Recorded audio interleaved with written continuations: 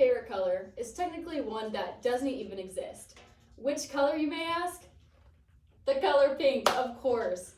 I know it seems crazy because I'm not wearing the color pink, so some people, might say that, oh, pink can't be your favorite color, but it is.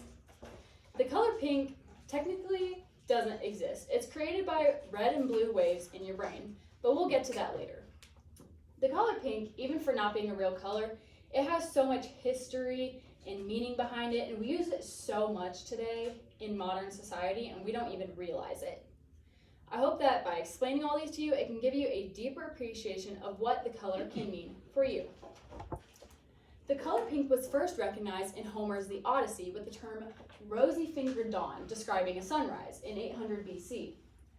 However, the color pink wasn't actually the name for it.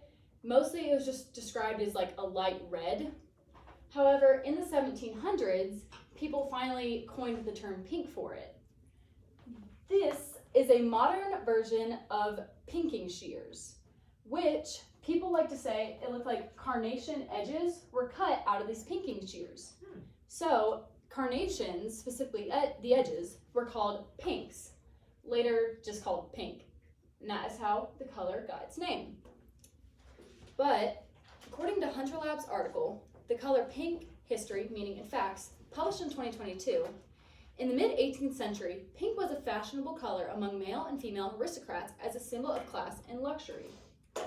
So, because pink was so hard to get dye from, it was hard to get fabrics from, it was used in high society, typically with men, surprisingly. But then a little thing happened called World War II. And men went away and they wore these dark colors from war, and women shifted into the workspace, as we know. So men came back from war, and they didn't like that women were in their workspaces, so they said, while you guys are wearing pink, we have these dark colors from war, we're manly, you're wearing pink, get out. And so pink then became kind of recognized as a color associated with women, mainly housewives, which is kind of when pink went from being like high class luxury to being like simplistic, dainty for girls. So then it was later associated with things like baby showers, bridal showers, just anything to do with like girls and babies and just pink everything. And that's kind of when it became like, ew, pink. But when pink became associated with women, it also became associated with feministic traits, mainly the ones from housewives. It started to become associated with like love, beauty, compassion, nurturing qualities, like qualities that you would see in mothers. According to B. Fisher's 2024 article, The Power of Pink, exploring the color psychology behind the soothing hue, pink has long been associated with various symbolic meanings throughout history and across cultures.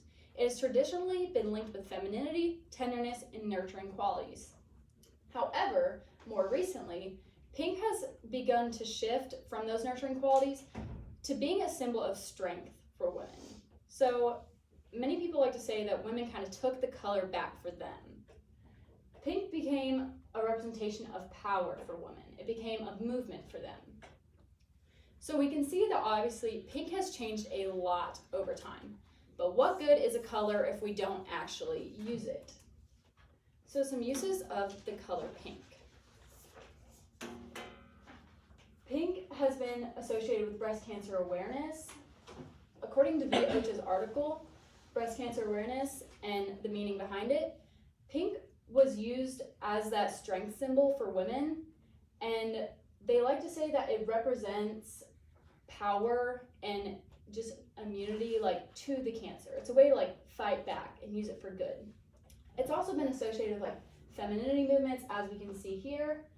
And on a lighter note, it's been associated with food branding because, again, pink is still sometimes seen as happy and sweet. So people like to use it for candy. Now, those are things that every color has. Every color has history, every color has meaning, and every color has uses. But what things are actually truly unique about the color pink? So, first of all, National Pink Day is June 23rd. For those of you that didn't know, that's my birthday. So I kind of feel like it was fate that pink became my favorite color. According to National Calendar Day, June 23rd, National Pink Day, is used as a day to represent pink and everything it represents. So, I kind of think that that's the universe telling me why pink is my favorite color. But going back to how pink isn't actually even a real color, pink doesn't exist technically. It's our brain perceiving red and blue lights together. So as you can see here on the color wheel, we start with red and end with red.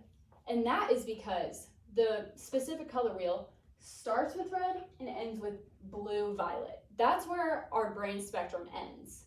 But to get pink, we have to circle back to red, which is why the reason we don't just end at blue here. Otherwise, we wouldn't get my pink slideshow, which I know everyone loves and appreciates.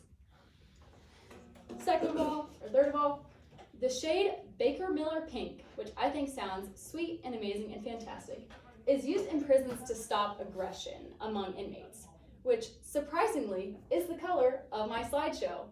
So hopefully no one's feeling aggression at this point, because that would be bad. No matter how much you like or dislike pink, we can see that it stands for a lot of things in our society. Pink stands for a million different things.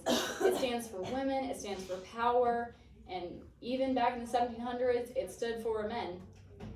But each person can choose what pink represents for them.